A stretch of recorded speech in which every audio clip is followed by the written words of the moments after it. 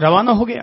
सोचा सेठ के घर पहुंचूंगा, मुझे एक आना मिलेगा, एक आना मिलेगा, मैं उस एक आने से 4 अंडे खरीद लाऊंगा, 4 अंडे खरीद लाऊंगा तो उनसे फिर मुर्गियां बन जाएगी, उन मुर्गियों से फिर अंडे पैदा होंगे, और इस तरह से अंडे पैदा करते करते मैं पोल्ट्री फार्म हाउस मेरा हो जाएगा।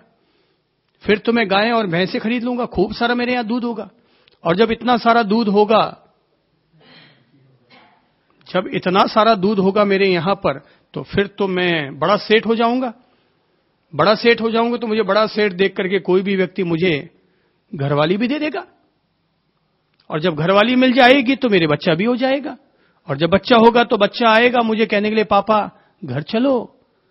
तो मैं इतना बड़ा सेठ होऊंगा, मैं जवान थोड़ी चलाऊंगा बेटे के सामने, मैं तो केवल गर्दन हिला करके ही बोल दूंगा कि बेटा अभी मैं घर नहीं आ सकता। और घी की कुप्पी ऊपर होती है, वो जैसे ही गर्दन हिलाता है, क्योंकि व्यक्ति विचारों का अनुयायी होता है, क्योंकि व्यक्ति विचारों का अनुगामी होता है। जैसे जैसे विचार चलते हैं, जब वही विचार प्रगाढ़ हो जाते हैं तो व्यक्ति का शरीर भी वैसा वैसा करने लग जाता है। जब व्यक्ति के विचार प्रगाढ़ हो जाते हैं तो व्यक्ति का शरीर भी वैसा वैसा करने लग जाता है। इसीलिए तो अपन जब किसी गहरे विचार में खो जाते हैं, किसी बात का गहरा चिंतन करते हैं, तो अगल बगल में कोई बोलता है तो भी हमें सुनाई नहीं देता, कोई अगर पास से गुजर भी जाता है तो हमें एहसास नहीं होता, क्योंकि हम मन में खो गए, हम विचारों में खो गए। तो हमारी इंद्रियों ने कुछ देखा ही नहीं, हमारी इंद्रियों ने कुछ ग्रहण किया ही नहीं। तो ऐसे ही जब कोई व्यक्ति अपने विचारों में खो जाता है, डूब जाता है, तो उसका शरीर भी उसका अनुगामी हो जाता है। और कहते हैं जैसे ही शेख चिल्ली ने गर्दन हिलाई, कि गर्दन हिलाते ऊपर की कुप्पी नीचे जमीन पर आई, और जैसे ही जमीन पर आके गिरी, मिट्टी की कुप्पी थी सो गिर पड़ी, हंडी फूट गई। अब हंडी फूट गई, शेर को गुस्सा आया। सेठ ने कहा साले तूने मेरा 1000 रुपये का घी गिरा दिया। उसने कहा सेठ तुझे तो 1000 रुपये घी की चिंता है, मेरा तो सारा संसार ही लुट गया। मेरे तो पोल्ट्री फार्म हाउस, गाय भैंस के बाड़े, राजमहल, मेरी घरवाली, मेरे बच्चे, अरे सभी, मेरा तो पूरी दुनिया ही उजड़ गई। तेरी तो घी की कुप्पी ही गई है। अर्थात ये स्थिति है हमारे अपने मन की। दीवा स्वप्न दिन में भी देखता रहता है, भटकता रहता है, सोचता रहता है। आखिर ये कब तक भटकता रहेगा? क्या ये हमारा मन इसी तरह से भटकता रहेगा, या हम इस पर अपना कोई अंकुश भी लगाने में सफल होंगे? याद कीजिए, आप लोगों ने एक कहानी सुनी होगी कि एक व्यक्ति खेत की तरफ जाता है और वहां पर उसे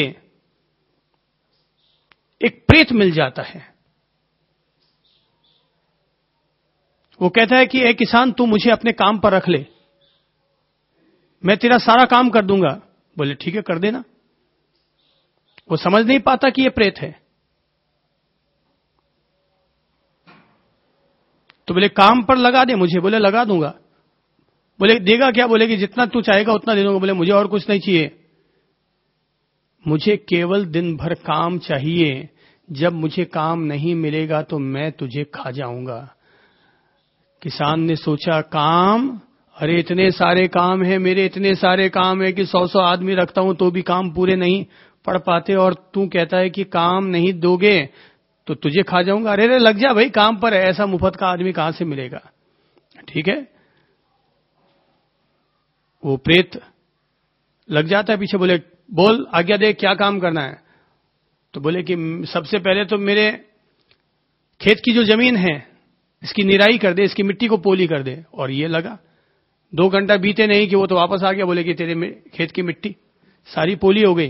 बोले बीज बो दे। 2 घंटा बाद वापस लौटा। बोले सारे खेत में बीज बो दिए गए। बोले पानी डाल दे। बोले पूरे खेत में 2 घंटे में देखा कि पानी भर गया। वो तो फंस गया। बोले करूं तो क्या करूं यार? बोले इतने काम, सारे काम तो इसने निपटा दिए, एक दिन भी नहीं बीता और सारे काम निपटा दिए। वो कहते हैं कि वो अपने घर आया। बोले कि ठीक है काम देता हूं, चल मेरे साथ आ घर, आप घर के काम करवाता हूं। घर के काम भी उसने रात भर में सारे काम निपटा दिया। अगले दिन सुबह वो उठा नहीं, उससे पहले ही बोले काम बता नहीं तो खा जाऊंगा। तो बोले कि यार अब मेरे पास तो काम ही नहीं बचा, काम। बोले काम बता नहीं तो खा जाऊंगा। तो बोले क्या करूं क्या करूं क्या करूं। आखिर उसे याद आया कि गांव के बाहर एक महान संत आए हुए हैं, एक औलिया संत है। बोले शायद वो कोई समाधान बता दे। वो उनके पास जाता है, पूछता है भगवान क्या करूं, ये इस तरह से मेरे पीछे लग गया है।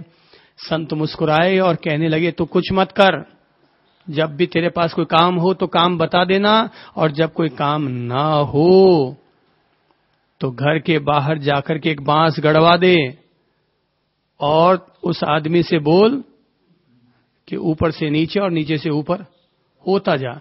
वापस बांस पर चढ़, फिर नीचे उतर, फिर चढ़, फिर उतर, फिर चढ़, फिर उतर। बोले ये कब तक? बोले जब तक तेरे पास और कोई काम ना हो तब तक यही सब करवाता रहा। इंसान का मन है ये प्रेत आत्मा की तरह है। अगर हम लोग इस मन को सही तरीके से उपयोग करना सीख जाएं तो ये मन हमारे लिए कल्याणकारी हो सकता है। इसकी क्रियाशीलता हमारे जीवन के लिए लाभकारी हो सकती है। अन्यथा यह प्रेतात्मा की तरह हमें ही खाता है, हमारे पीछे लगा रहता है। कभी ये खाओ, कभी ये पियो, कितना भी पालो लेकिन फिर भी मन अतृप्त रहता है। कितना भी पी लो लेकिन फिर भी मन अतृप्त रहता है।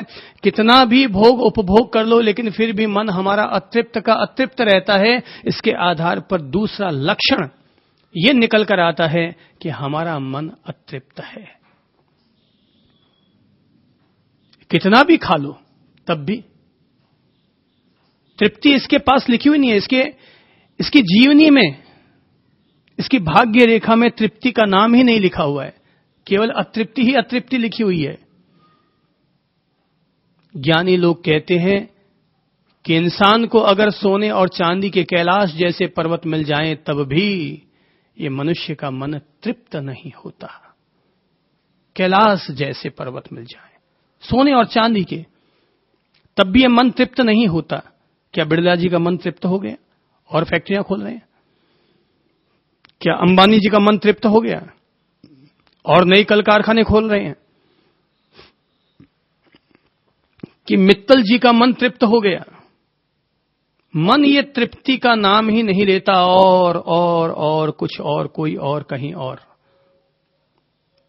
किसी की पत्नी नहीं थी तो मन चाहता था कि पत्नी मिल जाए, पत्नी मिल गई तो फिर मन कहता है कोई और, कहीं और, कुछ और। ये हमारा मन है जिसने तृप्ति कभी सीखी नहीं। कितना भी खा लो, कितना भी पी लो, कितनी भी जमीन अपने नाम करवा लो, कितना भी भोग उपभोग कर लो, लेकिन ये मन, ज्ञानी आदमी इसीलिए मन के अनुयायी नहीं बनते, वरन मन को अपना अनुयायी बनाने की कोशिश करते हैं। वे अपने ज्ञान के द्वारा, अपनी ज्ञान की आभा के द्वारा, ज्ञान की रोशनी के द्वारा समझ लेते हैं कि ये हमारा मन है। कल भी खाया रसगुल्ला तब भी तृप्त नहीं हुआ, 2 दिन पहले भी खाया तब भी तृप्त नहीं हुआ, तो जो कभी तृप्त नहीं होने वाला और खा लेंगे तो कौन सा ये तृप्त हो जाएगा? ययाति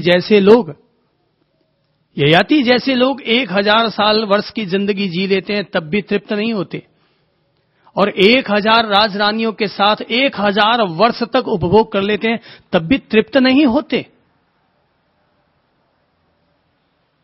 यानी ये मन है।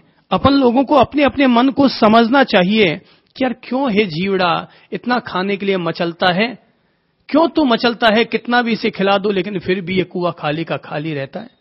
कितना भी इस पेट में डाल दो, सुबह से शाम तक खाते रहो दिन भर। लोग 24 घंटे खाते हैं। अच्छा हुआ जैनियों ने एक नियम तो अच्छा बनाया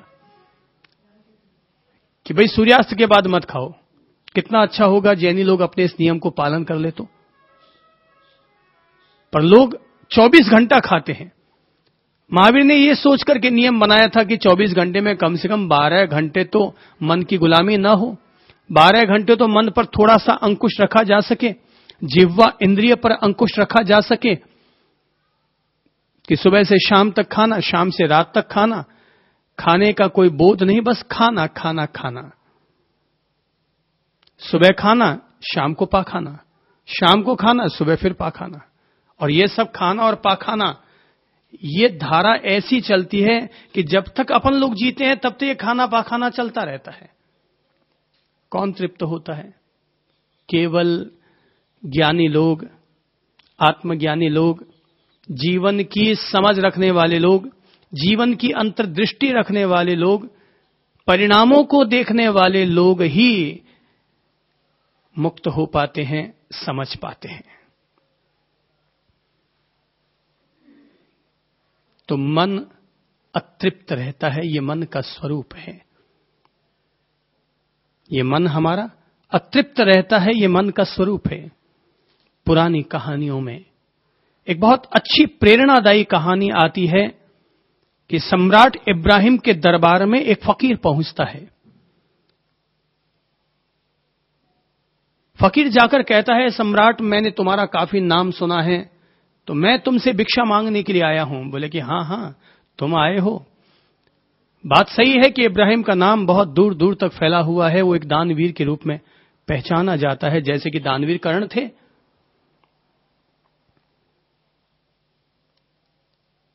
तो बोले, मैं तुमसे मिलने के लिए, तुमसे दान लेने के लिए, तुमसे अपना भिक्षा पात्र भरवाने के लिए 1000 किलोमीटर की यात्रा करके तुम तक पहुंचा हूं।